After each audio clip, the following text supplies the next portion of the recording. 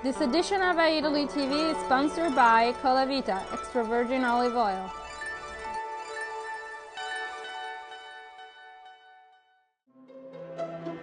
And Cheerio chopped tomatoes.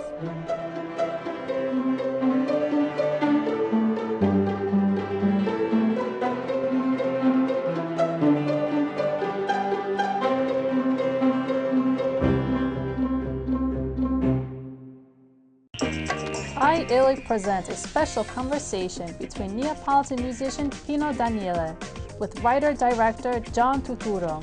In anticipation of Pino Daniele's upcoming live New York concert, we look back on their collaboration and passion for Naples.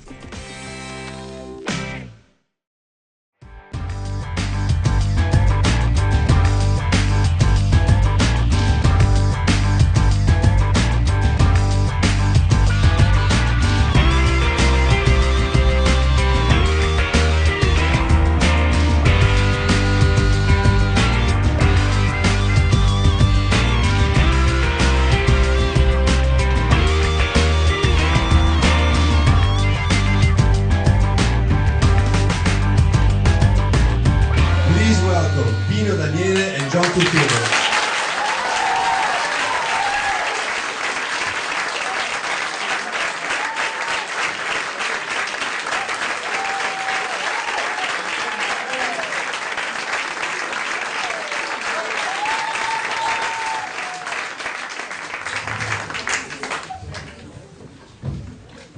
Welcome again, benvenuti. It's a small crowd for such an event. Passione, the film that John dedicated to Napolitan music, is the reason why he's here. So it's a great Italian-American actor, director, screenwriter, and that got these huge interest for Napolitan music.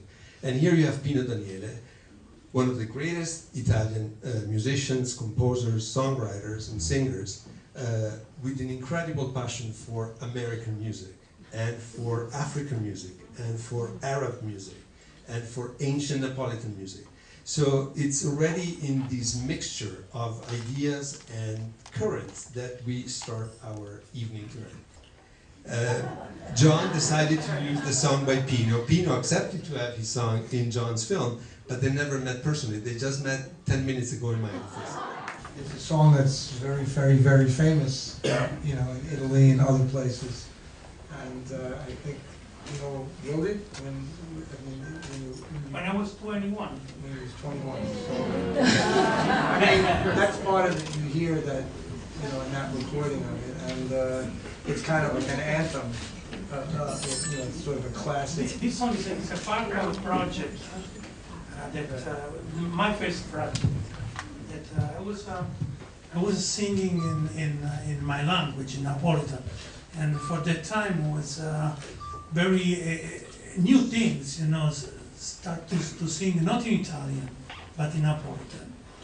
So my first album was, so you can imagine, the first album, first project, everybody says, what's that? And nobody knows about it. And after many years, I still play this song, same chord, same melody, and for me it's emotion every time. So I was so, you know, I was very lucky to. I don't know how I wrote the song, but it's nice that John decided to put this song in his project, you know, and it's a big honor for me. And we was talking before about the Napolitan story, about the city, about the culture. It's important. Don't forget the roots. That's also, if we try to do something modern, we try to searching for something different, try to find a new way for the songs, a new way for the movies. I think, you know, never stop. That's the passion. I think the passion is the way we have to make the love we make in the things. And sorry for my bad English. I speak like Brooklyn stuff. With Brooklyn accent. And John, you're not from Naples, right? You're definitely Italian American, and somebody on our Facebook page. I'm from the South. You're from the South, and somebody on our Facebook page wrote today, "Viva John Turturro da Giovinazzo." Yeah.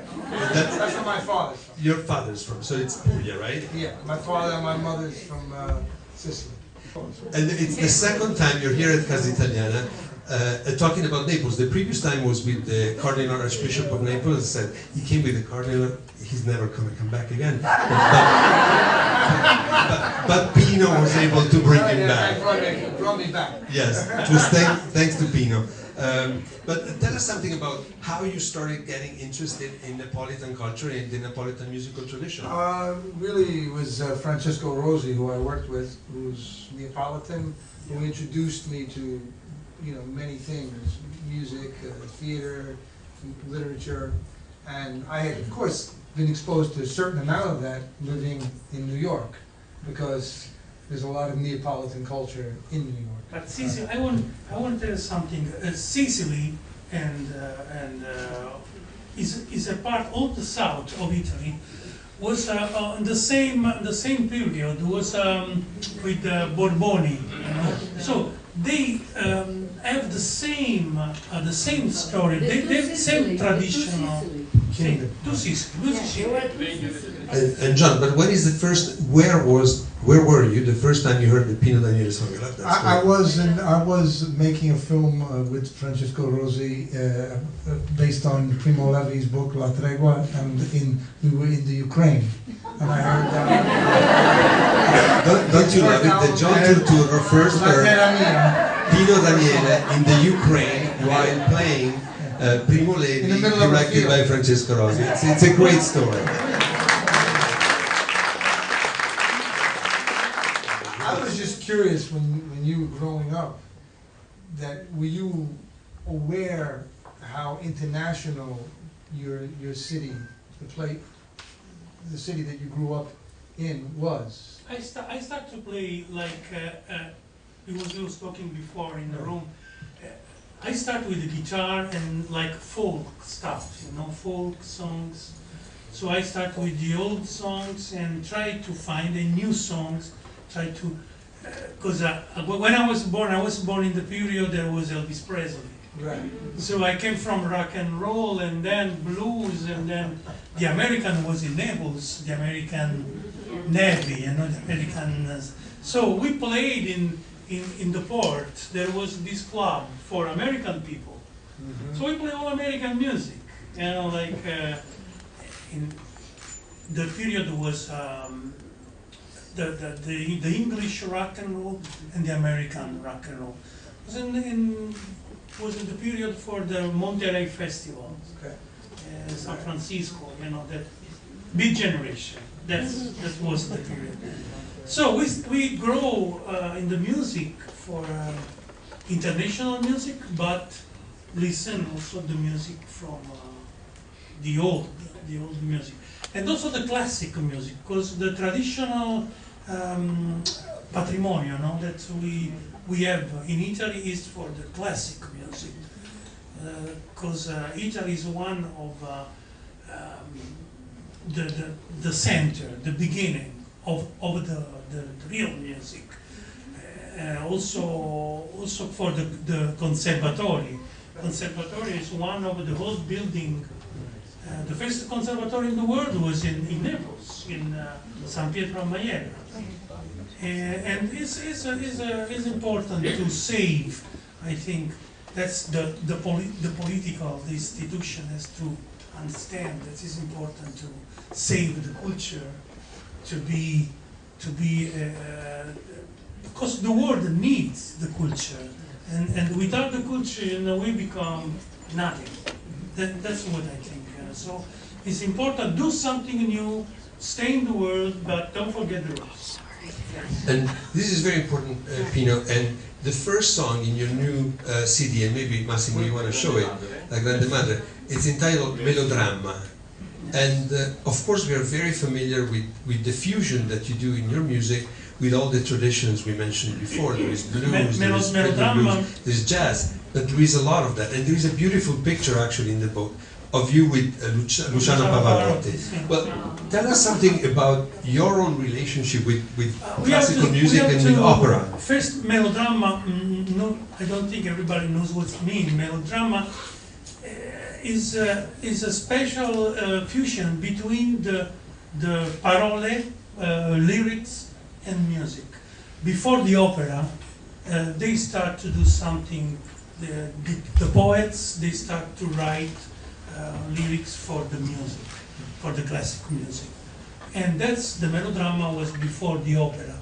And my idea, the song, it was inspiration for me, was an excuse to use some old melody, and the lyrics talking about this beautiful woman that is coming on stage, you know, in the old theater, and start the story about love and melodrama is an excuse to make think about what we have, and fusion with the rock and roll, you know, with the electric guitar, and it's an experiment. That's a good song. It's good. Thank you.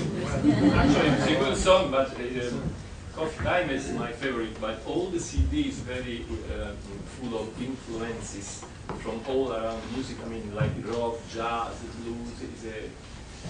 Talk on the microphone. I mean, it's a hard work, I have to say. My question is, how is difficult to become independent after, I don't know, 30 years, maybe more, I don't know, with Sony and my relationship. Now you realize that a CD with the spartiti, with the pictures, everything, when people download. It's different. Maybe John can say, you know, with the passion. Con la passione, you can do everything. You know. So I tried to do the book like a melodrama. Melodrama was exactly a book with the music. Libretto. Sì, libretto. Sì. The idea was to do something like that, to the music also. Quindi avere un supporto, si dice in italiano, supporto cartaceo con supporto musicale. Avere questo. Paper support and the digital support of the music. So the idea also in the last CD that you see there is to combine, like in the ancient tradition of melodrama, the libretto with the music. And you physically, when you buy this CD, you get a libretto. It's a little booklet, not only with the lyrics of the songs, but there are also stories connected to the songs. There is a little biography, some piece of music. Yeah. Una dedica di Eric Clapton, a lovely new version. Pino has brought an old song back to life. Eric Clapton. Grazie maestro per avermi dato la possibilità di cantare e suonare questo brano scritto da te. Love, Pino. Poi tutte cose successe anche. You guys love each other. Wonderful. Pino, you have played with some of the greatest artists. We mentioned Pavarotti, but Massimo just read the quotation from Eric Clapton. Americans from all over the world. Is there somebody with whom you have not played and you would love to play with? And who is it? Depends. You can decide it. You can't. Depends. You know, like me and John, we met now and we do a great job. You know, there is a symphony, and it has to happen something between the people that met. So all the people I did something, you know. Happened something because we met and let's do that. Let's do like for Eric Clapton was he invited me to Chicago to play, and then I invited Eric to come. We did a great concert for a benefice in Salerno, in the south, and it was really he did enjoy a lot to play, and I did this song in my album. It's Wonderful Tonight, because I did the Italian lyrics in the dressing room while we was, and then happened something, and there is a and this magic thing that between the artists. And regarding the language, in this new CD there are many songs with English titles, and that have parts sang in English. And my question about the language is broader though. You started singing in Napolitan, and before upstairs you were telling John, I started singing in my own language. And then you moved from Napolitan and you started singing in Italian, and then you also went back and forth, Italian, Napolitan. Yeah, because when we started... When is it that you decided to move from only Napolitan to Italian? No, it's a natural, was a natural evolution. You know, it's, like the English, when we started to play, when I was 18 years old, first band, we started to play in the club for American people. So we speak in Napolitan, but with American words, you know, and sometimes with English with Napolitan accent. So I did the song, yeah, strange, you know, I did the song, Yes I Know My Way, it's one song in the 1981, was a big success also in French, you know, and it was in Napolitan and in English. It's fun, eh? Yeah, the first band you had was that with Enzo Avitabile? With Enzo Avitabile, yeah. And was James Senesi in your first With band? James Senesi too, yeah. Wow, that's how did you meet Enzo? We was in school. Yeah, we was at school together. Was 14 years old. Were you a good student? Good feel, yeah. We both we like black music. I see. But John asked you whether you were good students. Were you a good student? No. And then when did you meet James? Did you both like black music? James was this is fun. You know why? I know James. You know, because it's a black guy that speak only Napolitan. Yeah. So it's has the hair like like a Simpson. Yes, I know. And you feature him in your film. Yeah, but right? I wanted to know, how did you first meet James? You know, first time I saw James play with the band, very famous in the 1969. It was called the Showman band with the first band with the saxophone, you know, with brass like Chicago and right. Blood, Sweat and Tears, that kind of songs. And then James did this band called the Napoli Centrale. And Napoli Centrale was a chemistry between jazz and traditional folk songs. So from that, in that period in Naples started the new generation for musicians that with the roots and the new language, the jazz and rock, start a new way, you know. So it was Napoli Centrale. There was another band called Osanna. There was folk song. There was the Nuova Compagnia di Canto Popolare, Roberto De Simone. That was the classic part of the folk.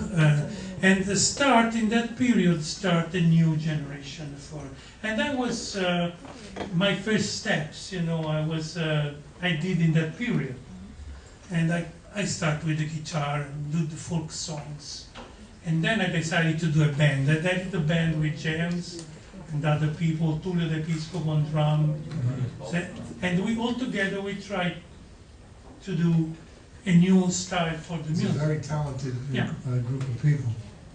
Very talented. And start a new life for our music. But what was the relationship of you and your friends and the people that John mentioned and features in his film with the people of the generation immediately preceding you?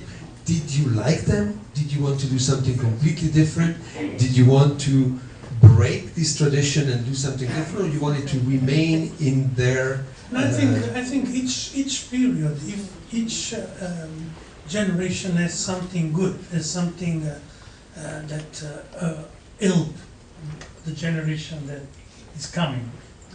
So it's important to watch behind, to see what that's what they did.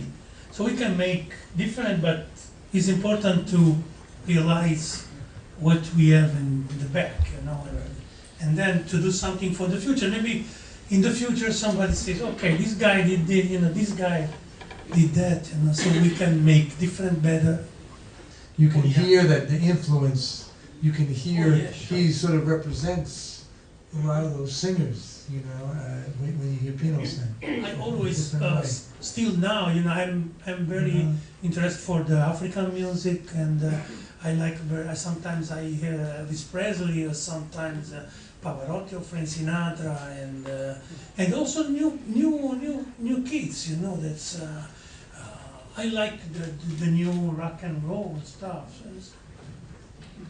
I like music.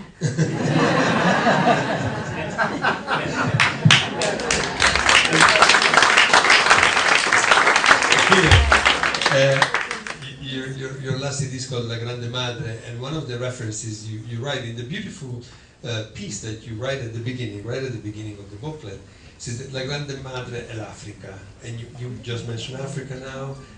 One of your previous songs is called Africa. It's a beautiful song. There are many songs in which you make explicit reference to Africa.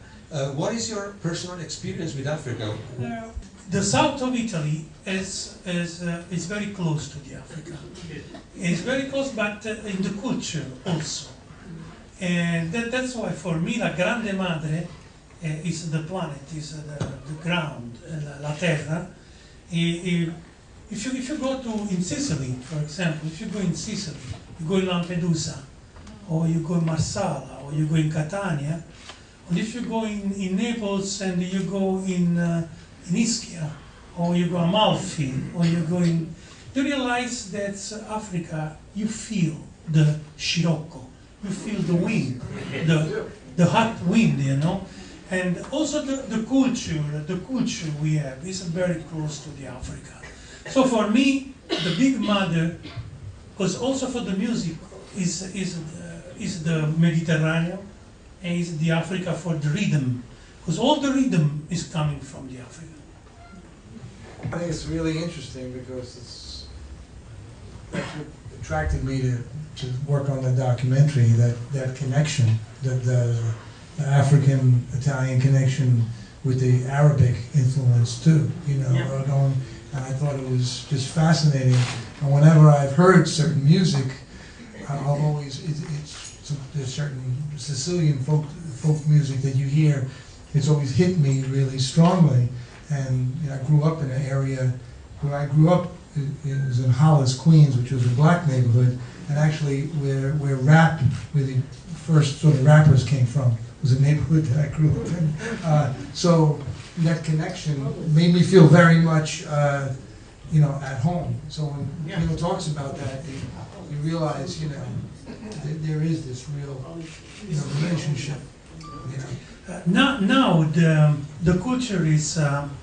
Oggi la cultura è proprio massificata, cioè tutti i ragazzi, soprattutto i teenager, crescono con le stesse cose e sono simili in ogni città, cioè sia a Berlino che a Napoli che a Londra che chiaro, a New York questo è più esasperato, New York è il centro del mondo. Today there is massification of culture, and all teenagers all over the world grow up basically sharing the same things, whether they're in Berlin, Rome or Naples, and in New York you see this even more.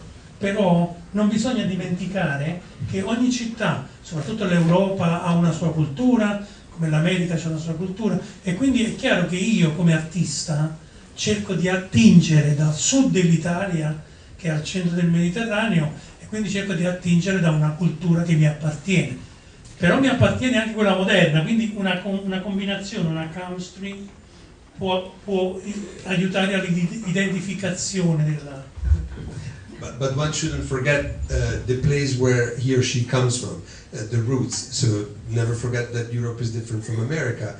And as a singer from the south of Italy, I want to bring up that tradition from Naples that is at the center of the Mediterranean in the south of Italy. And I'm also very aware of the complexity of modernity. And I try to embrace both and bring them together. I think, you know, it's an interesting experience just having done this film and watching different audiences respond to that, to a little bit of the music.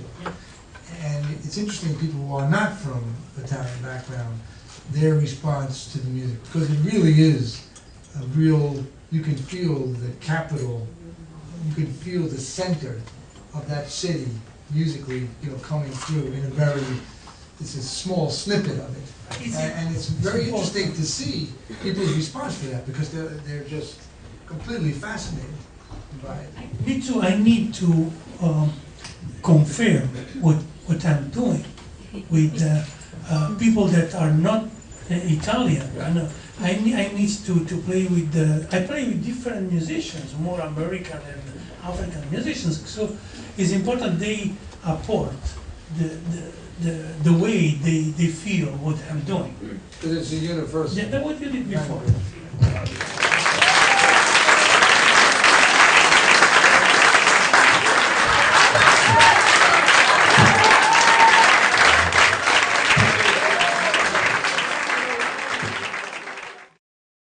This edition of Italy TV was brought to you by European Flavors, promoting organically grown fruits and vegetables in the best European tradition.